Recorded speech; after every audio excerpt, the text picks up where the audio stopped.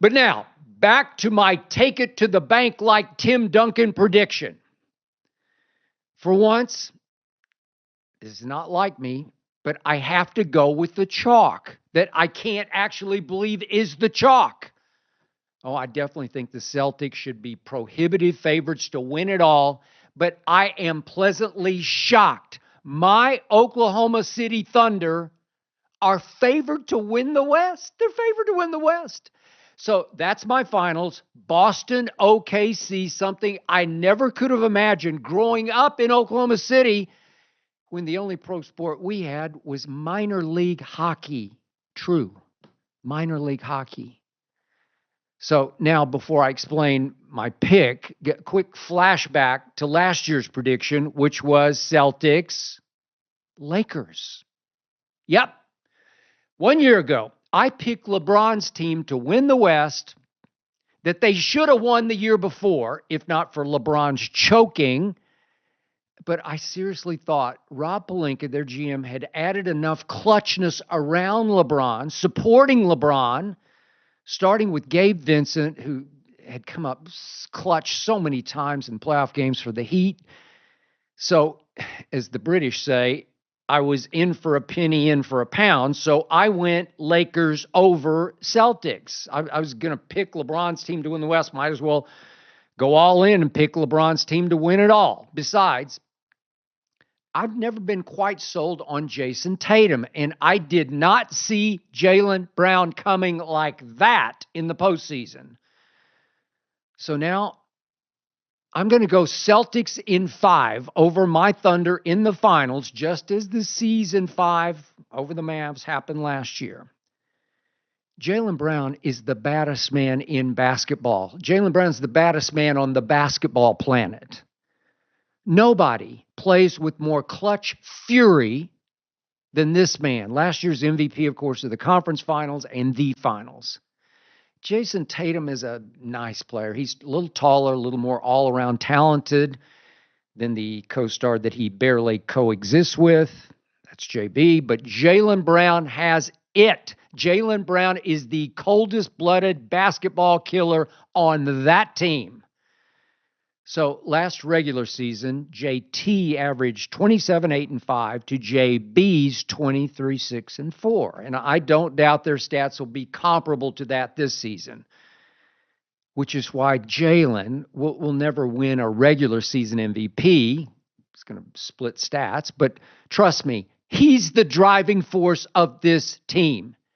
He's the clutch assassin. He's the one who scares me when I'm rooting against the Celtics, not JT, JB. Jason Tatum seems like a really nice guy, while Jaylen Brown always seems to have a chip on his shoulder. Advantage Jaylen. Two things I remember most about last year's finals. Fourth quarter of the closeout game, Celtics are up 20, and poor Jason Tatum is pathetically and desperately firing away, trying to steal back the MVP from his co-star. Then also, I remember near the end of the game, Jaylen Brown's over on the bench saying, hey, if they put Luka back in, I'm going back in. That's because Jaylen had guarded Luka for most of the series and done a number on Luka.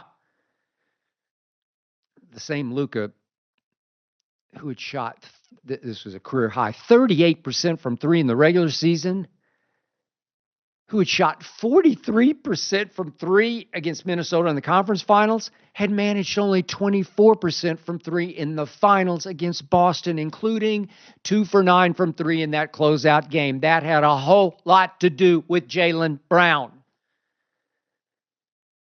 I'm picking the Celtics to win it all because of Jaylen Brown. They're very lucky to have 2 top 10 players who managed to barely get along. They're also very lucky to have 2 other guys who just know how to win basketball games.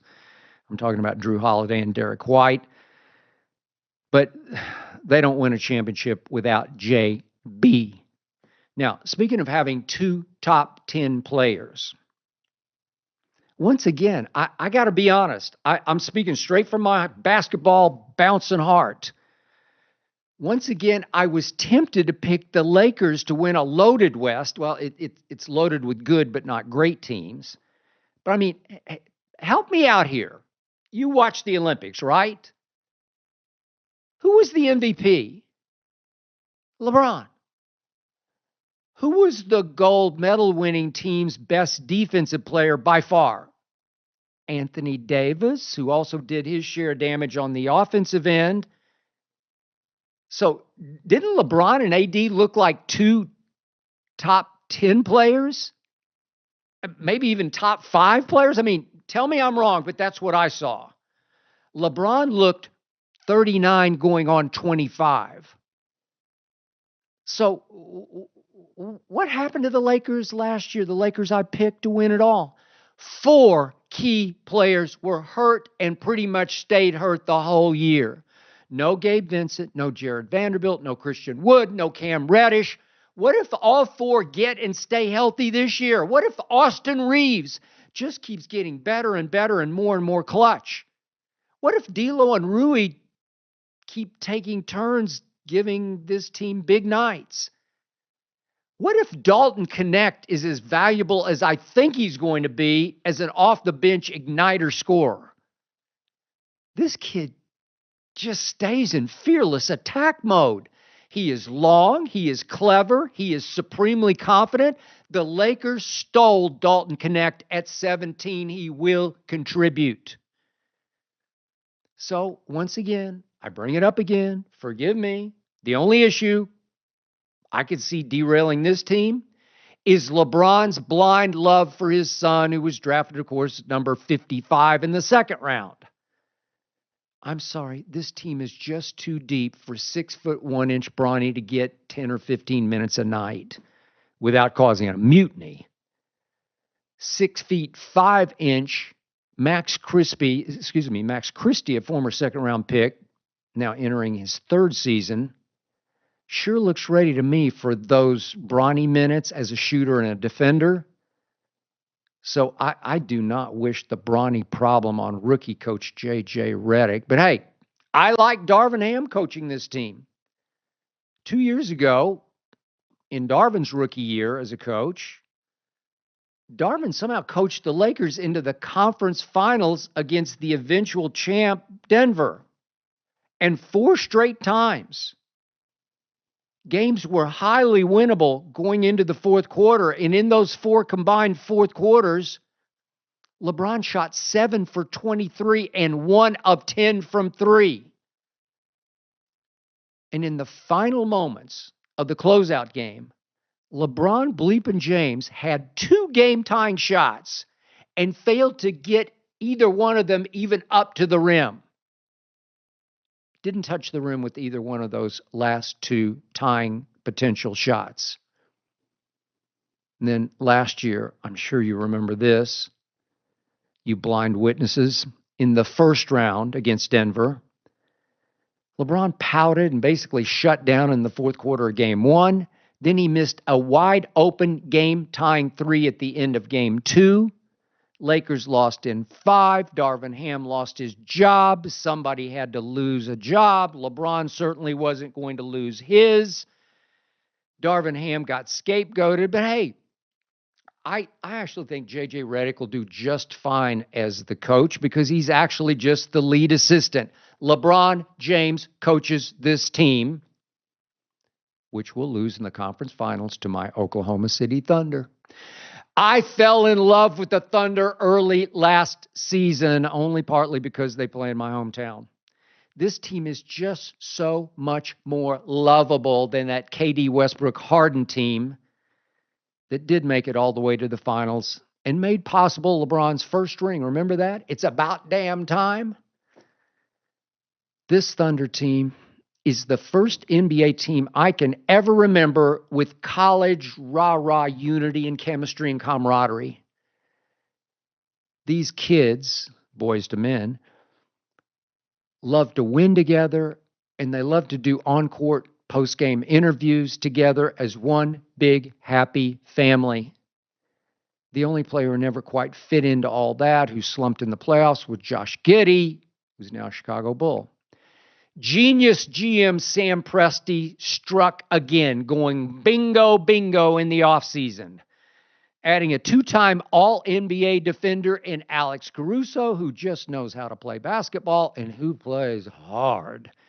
Then Sam Presti added the key Knicks guts and glue player, Isaiah Hartenstein, to do some dirty work for Chet Holmgren, who's long on length and long on leaping and long on three-point shooting, but not long on muscle. The Thunder were fourth last year in defensive efficiency. Pretty great. This year they will be first. Man, when they can clamp down in the backcourt with Caruso and Lou Dort and Cason Wallace and Shai Gilgeous-Alexander, teams will seriously have a hard time getting the ball past half court. And I'm serious about that, no exaggeration. The Thunder tied with the Celtics last year in blocks, thanks mostly to Chet, who finished a distant second to Wemby. This year, they will be first. The Thunder led the NBA last year in three-point shooting. Led the league. That will happen again.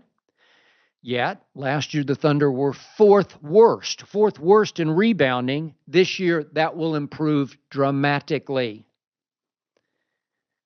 Last year, Shai Gilgeous finished second in MVP. This year, he will finish first. Last year, painful memory, with a 1-point lead with 2 seconds left in Game 6 in Dallas, SGA momentarily lost his mind and did something shockingly uncharacteristic of him. He fouled P.J. Washington on a three-point shot. That kept Oklahoma City from going home for a Game 7. That will be just enough scar tissue to help propel the Thunder through the extremely experienced Lakers to the NBA Finals. Now, just for the record, I do like the T-Wolves. Heck, I love the T-Wolves, especially after they got rid of Karl Anthony Towns. And they added Julius Randle's physicality and skill and lack of ego, and DiVincenzo's grit and leadership and three-point shooting. I just like the Thunder and Lakers a little bit better than the T-Wolves. And I'll be honest with you, I'm still not sure about Ant-Man in the biggest postseason games. I mean, he needed oxygen last year against the Mavs. He was hyperventilating.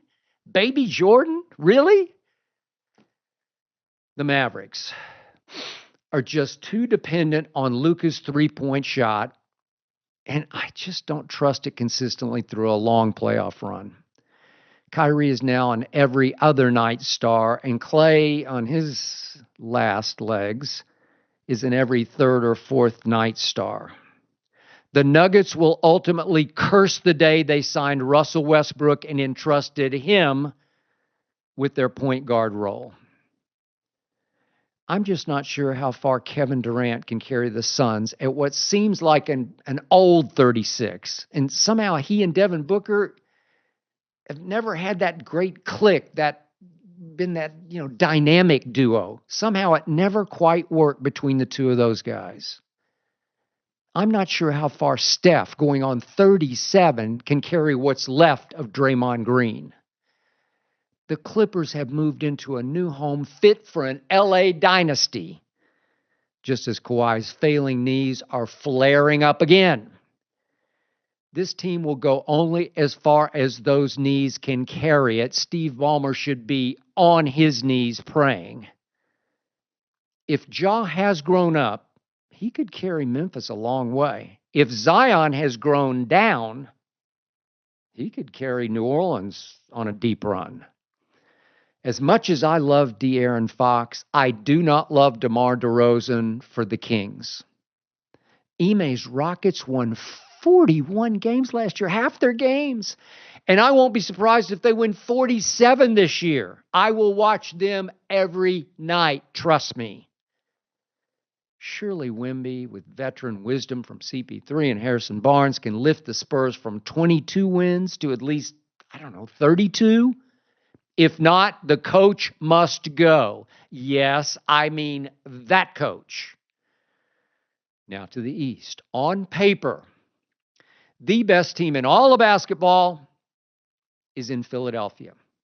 Embiid, PG, Maxey, Oubre, Caleb Martin, Eric Gordon, Kyle Lowry, Andre Drummond. Lord have mercy, better than Boston on paper. But in reality, you know and I know that Joel Embiid and Paul George cannot ultimately be trusted when you most need them in a big playoff run. Sorry, no, I've learned too many lessons about both. The Knicks got more talented by trading for Karl Anthony Towns. I surely can't blame them for plunging, for trying, but they will ultimately find out why Minnesota was willing to trade Karl Anthony Towns. Low on intangibles, fake tough guy, too much kitty cat in KAT. Eventually, he will suck the toughness right out of the Knicks. And furthermore, there's only so far a 6-foot-tall scorer can carry a contender shooting that many shots. Yes, I'm talking about Jalen Brunson.